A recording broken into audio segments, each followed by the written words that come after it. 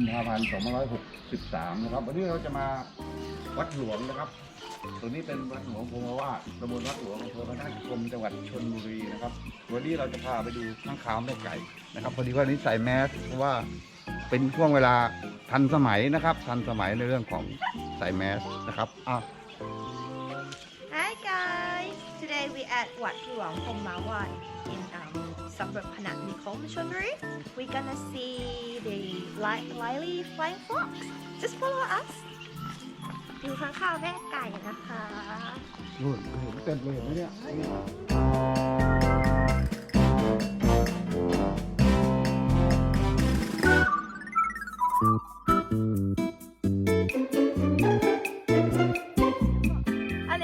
Anyway, we in Wat Luang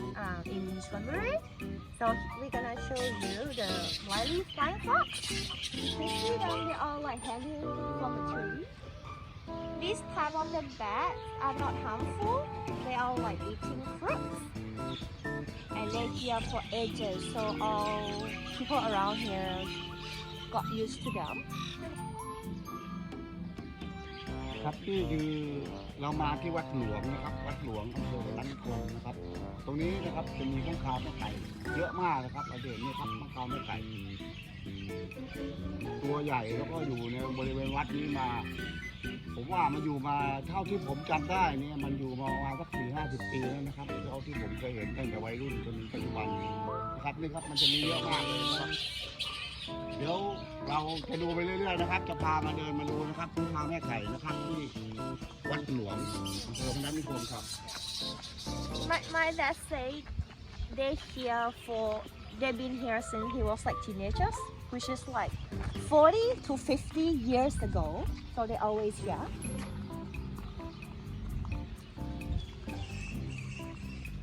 They're all flying. Nó là chim chọn, và chim chọn.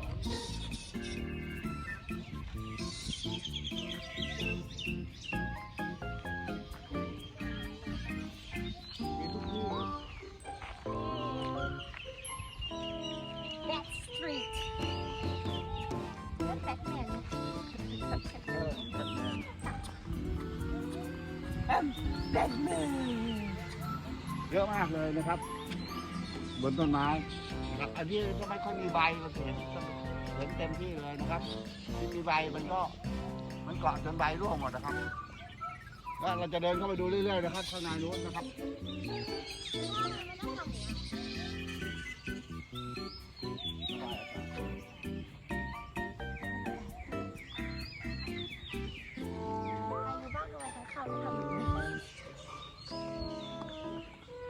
มันร้อนมันเลยพัดตัวเอง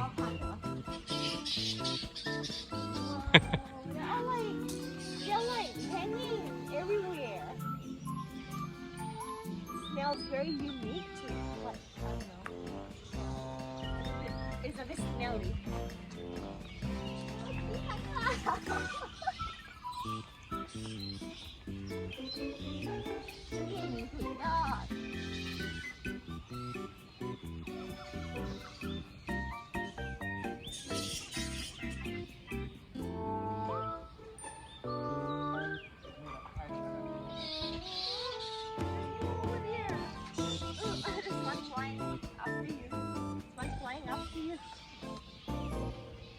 มีทั้งหมดตลอดแนว ต้นไม้พวกนี้คือต้นโหอ่ะ อันนี้ต้นโพ อันนี้ต้นไทรอ่ะหรือต้นพุ่งเลย มันมีทุกต้นเนี่ยต้นไม้เนี่ยเต็มไปหมดอ่ะ อันนี้คือเขาตื่นนะ เดี๋ยวอีกสักพักหนึงเขาก็จะออกตื่น So like they pretty much like sleeping at the moment. So in a bit when the sun's down, they're gonna start flying around. So we're just gonna wait and see.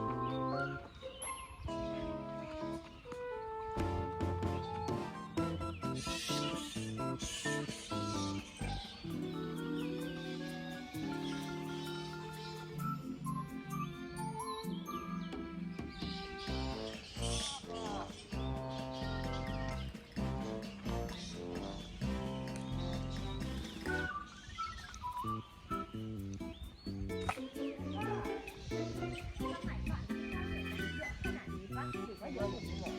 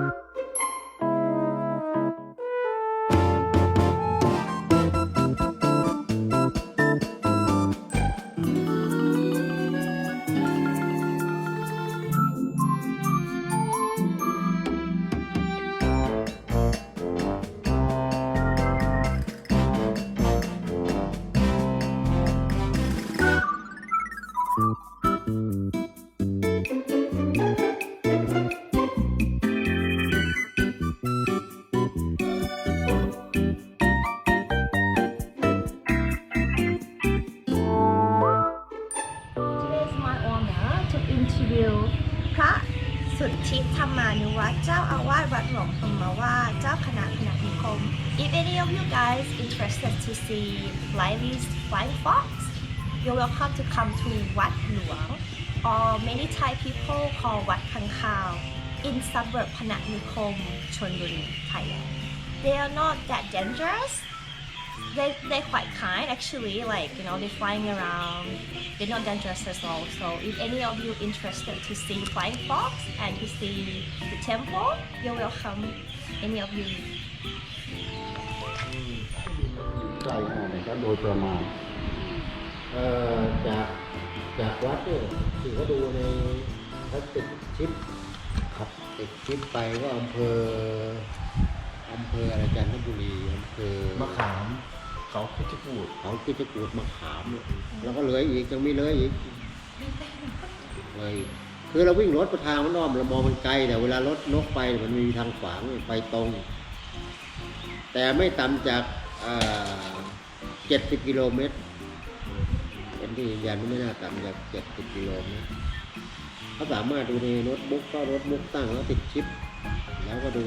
ชิปหาย2 ตัวเนี่ยชิปดวงแสนฝ่าเล็กนิดเดียวติดไปแล้วมันเนี่ยหาไม่เจอ 70 กิโลเมตรก็ไกล ก็ไกลคือใน70 กิโลเมตรระยะของทางรถวิ่ง มันไปทางอ้อมแต่นกเนี่ยไม่ต้องอ้อมนกไปตรง เลยแล้วข้างคาวนี้เป็นข้างคาวผลไม้นะครับ คือเขาแม่ไก่กินผลไม้เป็นอาหารเป็นหลัก ผมมาอยู่เมื่อสมัยที่ผมอายุสักประมาณเป็นวัยรุ่นนะครับ ผมก็มาที่นี่ ก็เห็นข้างคาวเต็มไปหมดเลย คืออยู่มาคล้ายๆกับว่าวัดตัดรู้วัดหลวงก็คือเป็นเอกลักษณ์คือเป็นวัดของเขา อืม ครับ ผมลองสอบถามชาวบ้านในพื้นที่ฮะชาวบ้านก็เขาบอกว่าเขาก็อายุ70 กว่าละเขาก็เห็นมารุ่นพ่อรุ่นแม่ก็ทั้งข่าวมีมาเป็น100 ปี คือมันเป็นร้อยเพราะว่าอยู่จนขนาดว่าคนที่มาอยู่เนี่ยเราก็เกิดทีหลังแต่มันจาก ที่การที่คนบอกคนเล่ากันมามันมีเรื่องอะไรมาก่อนยาวมันใหญ่มาก แล้วทีนี้ว่าไปเหมือนรูปนารีละคนหลายพันอาจจะแปลงบ้างเล็กลงเมื่อก่อนตัวใหญ่มาก อืม เคยทำงานวิจัยมันจะ86 เซนนะไปตรงกลางแล้วถือว่าไม่ใช่เล็กนะความกว้าง86 เซน90 เกือบ เซน เกือบเมตรก็ถือ เกือบเมตร กว้าง ถือว่ากว้างนะ ปกติจะออกหากินข้างคาวจะออกหากินประมาณกี่โมงครับ ตอนเราอยู่เนี่ยจะดูประมาณสัก6 โมงเย็นประมาณทุ่มอะประมาณทุ่มเดี๋ยวเราดูก็ได้ออกพรรษาเหรอ ส่วนมากจะบินทิศ แล้วแต่ ไป มันก็มีจ่าฝูงมีนำไม่ได้ไปกระเปะกระปักแบ่งทิศแบ่งอะไร อ๋อมีจ่าฝูงทำนะ ไม่ได้มีบินกระเปะกระปักให้เลยถ้าเรายืนดูแล้วเราถ่ายทำอ่ะเรายืนดูว่าถ่ายทำการบินมันเหมือนก็มีการดูแลเวลาเหมือนก็โขงช้างอะไรเรามองแล้ววิเคราะห์บอกทิศใต้ทิศขวาเนี่ยมีการดูคือถ้าดูอย่างใช้ปัญญานะบางสิ่งบางอย่างมันมีความลึกซึ้งในตัวเอง อืม ถ้าดูว่าเป็นตัดมองดูลำพานมันก็ไม่ได้อะไรแต่เราอยู่เราก็พยายามจะศึกษา แล้วเวลาหมออะไรแล้วแนะนำมาเขาสอบถามก็แนะนำให้ดูพฤติกรรม การเจ็บป่วยมีโรคเบียดเบียนกลิ่นปฏิกูลเขาก็พยายามแนะนำคนไปอย่างต่างชาติเข้ามาเราดูแลเพราะว่าคุณไปควรจะต้องกางร่มนะอย่าไปเดินเขาไม่สนใจเขาเดินติดข่าวทุกช่องมาทำก็มาดูอย่างว่าบอกว่าคือถ้ามันมีอุจจาระมีมูลมันตกมาใส่เราไม่อาบน้ำอาบไรมันก็ไม่ตกกระปกแต่เชื้อน่ะไม่กัดแต่มันมาเข้ากับเลือดเรากับผิวหนังเรามันอาจจะทำให้ติดเชื้อบางส่วนได้เราไม่รู้ว่าในนั้นมันมีเชื้ออะไรบ้างแต่เมื่อไม่มาโดนเราไม่ไปนั่นกันเมื่อ2 วันก่อนช่อง 3 ช่อง 7อะไรเนี่ยมาถ่ายทำหาง3 เม็ด4 เม็ดเป็นถ่ายให้เรายืนยันไปกับผ้านักเรียนอะไรกันนะมาดู จริงๆที่มันเข้ามาดูแล้วนะครับ เห็นในสภาพของบริเวณวัดอะไรแล้วเนี่ยจริงๆแล้วก็น่าจะอยู่กันได้อย่างสบายครับเพราะว่ามีเด็กมีอะไรต่างๆสารพัดก็ไม่ได้มีอะไรเป็นสิ่งที่ต้องป้องกันอะไรเลยก็คิดว่าอันนี้มันเป็นเรื่องธรรมชาติที่อยู่กับมนุษย์ได้นะครับ เท่าที่ผมมองเห็นนะครับ คือ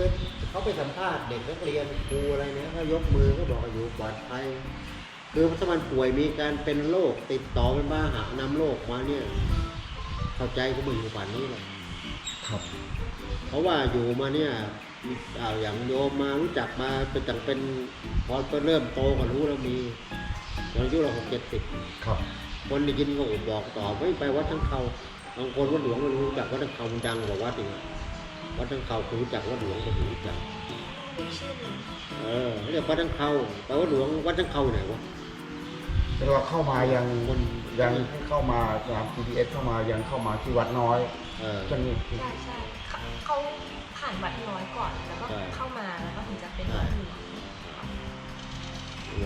อกวัดเนี่ยบอกวัดทั้งเขา ข้าก็จะรู้จัก บอกวัดทั้งเขาเซิร์ชวัดทั้งเขาปุ๊บเดี๋ยวมันขึ้นมาโชว์ง่ายแล้วเดี๋ยวนี้ใช้ปากเนี่ยเลยพิมพ์มาเวลาพูดก็วัดทั้งเขาอยู่ไหนจะไปเที่ยวดูมาโชว์เช่น ว่าตอนสมัยไหม โลกตอนสมัยมันเกิดขึ้น บริเวณนี้เนี่ยมีตั้งกี่วัดครับเนี่ย 6 กิโลเมตรมี13 วัดครับรอบไปเนี่ยระยะรัศมี6 กิโลเมตรมี13 วัดสมัยก่อนวัดในแถบนี้เป็นวัดในหนุ่มเรืองวัดใต้จนล้านจะเป็น100 ปี วัดน้อยคือวัดตรงนี้วัดเป็น100 ปีทั้งนั้นน่ะคือสมัยก่อนการเกษตรกรรมทำไร่ทำนาสมัยก่อนเป็นคนที่มีฐานะและอย่างหนึ่งสมัยก่อนความศรัทธาในพุทธศาสนามีมาก เวลาที่พี่น้องพอแบ่งที่จากพ่อแม่แล้วตัวเองไม่ถึงศาสนาก็จะเอาบริจาคที่สร้างวัดแล้ววัดใต้กับวัดกลางกับแพงชนกันพี่กับน้องเห็นแค่ที่ต่างโบสถ์เหมือนกันพี่บอกว่านี่น้องว่านี่แต่เห็นเหมือนกันน่ะบริจาคที่ต่างวัดก็คัดติดกันเป็นเรื่อง เห็นในบริเวณนี้มีเยอะก็เลยไม่ทราบว่าวัดอื่นมีข้างข่าวอยู่ไหมในบริเวณ ในแถบนี้ไม่มีวัดโพบางค้าอีกอย่างหนึงวัดโพบางค้าแต่สายพันธุ์ไม่ค่อยเหมือนกันเล็กกว่าเราวัดโพบางค้าแต่ของเราเนี่ยเยอะแล้วก็เป็นสายพันธุ์ที่ใหญ่ สมัยก่อนใหญ่กว่านี้นะครับ คือก็บอกวันเวลามันเปลี่ยนไปวันเวลาเปลี่ยนไปพอวันเวลาเปลี่ยนไปเรื่องของอาหารการกิน เหมือนกับว่ามันแย่งกันทรัพยากรเมื่อสมัยก่อนอุดมสมบูรณ์เราสมัยก่อนเนี่ยอย่างเช่นป่านนี้เรามีมะม่วง มีมะยม มีอะไรมะขามเทศชาวบ้านมีหมดเนี่ยไม่ต้องไปซื้อกิน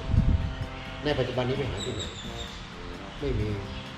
คือนกที่กินผลไม้เป็นอาหารไม่มีก็ต้องออกเดินทางออกเดินทางการอุดมสมบูรณ์ความนั่นก็เปลี่ยนไปตามบริละ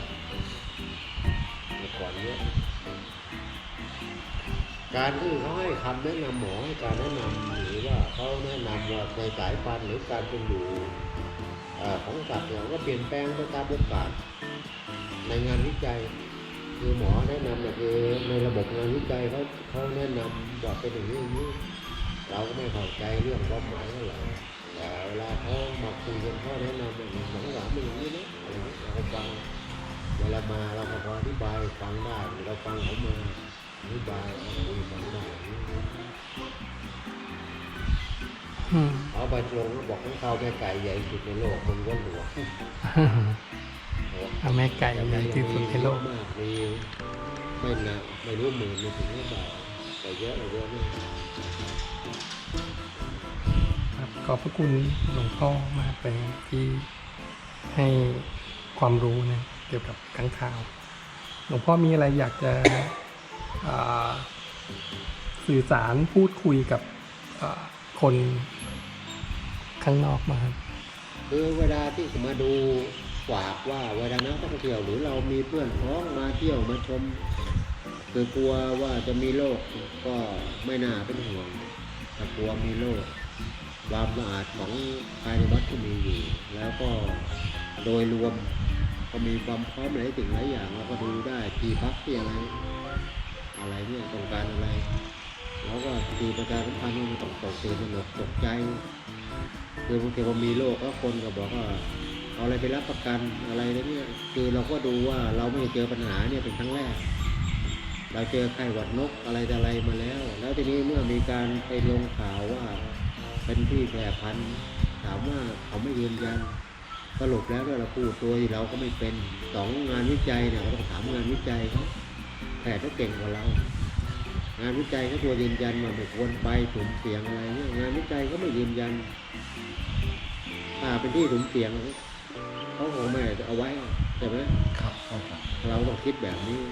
ในสมัยก่อนที่มีดังๆเนี่ยอย่างเช่นหมูอะไรเนี่ยไปกินมูลไปอะไรเนี่ยผลไม้ทำให้สัตว์ตายงานวิจัยเขายังบอกว่าจริงๆบางส่วนไม่ได้เกี่ยวกับทั้งเขาเลยแต่ว่าอาหารมีพิษแต่ว่าการเหมือนกับเราทานอาหารมีพิษก็พูดง่ายเขายังบอกอย่างนี้ ไม่เกี่ยวกับพวกของเขาบอกอาหารไม่เราอาหารมีพิษท้องร่วงแต่สัตว์เนี่ยมันมีความอดทนของเราแล้วจะรักษาไงมันแป๊บเดียวก็ตายเขายังแนะนำเลยอย่าไปตกใจเราอยู่แล้วก็ถามไม่ดีว่ากลัวไม่สุ่มเสี่ยงไม่เราตอบไม่ได้แต่ที่เราอยู่มาเนี่ยอย่างพ่อที่เสียไปปีแล้วอายุ96ปีก่อนแล้วไม่เคยไปหาหมอร่วงคาแขนก็ป่วยอยู่อะไรก็คือหมดไปตามวัย90คิดอย่างนี้แล้วกันก็ไม่ตามอายุไขก็ไม่เห็นมีอะไรคือมันเห็นมันอยู่ไม่ได้มีอะไรครับก็ขอบพระคุณพ่อที่วันนี้ให้ความรู้เบอร์ติดต่อวัดหลวงนะเจ้าว่าโดยตรง0819494220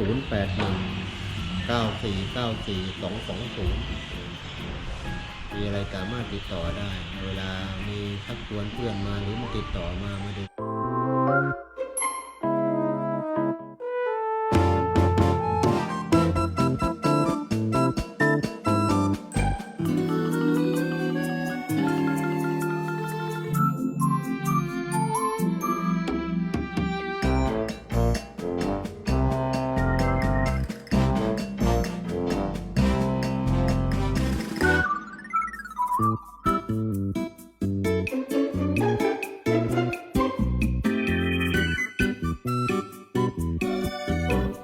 ครับหลังจากตรงนี้แล้วนะครับเราไปคุยกับหลวงพ่อมานะครับจบตรงนี้เป็นบริเวณนี้เป็นหลังวัดนะครับโดยรักให้ข่าวยังอยู่บนต้นไม้นะครับหลังจากด้านนี้นะครับหลังวัดฝั่งด้านนู้นนะครับจะมีรอบๆเป็นทุ่งนาใน นะครับ เป็นทุ่งนาทั้งหมดนะครับนู่นครับเป็นทุ่งนายาวนู่นเลยนะครับในรอบรัศมีบริเวณนี้นะครับ ประมาณ6 กิโลมีวัดอยู่10 กว่าวัดนะครับ แต่ข้างคาวเนี่ยจะมีอยู่ในเฉพาะวัดนี้วัดเดียวนะครับ เดี๋ยวเราจะไปด้านหน้านะครับ ไปดูให้มุมมันกว้างขึ้นนะครับ จะได้เห็นตอนข้างคาวมันบินออกไปนะครับ เดี๋ยวเราไปกันเลยครับ ไปลองไปดูไปด้านหน้านะครับ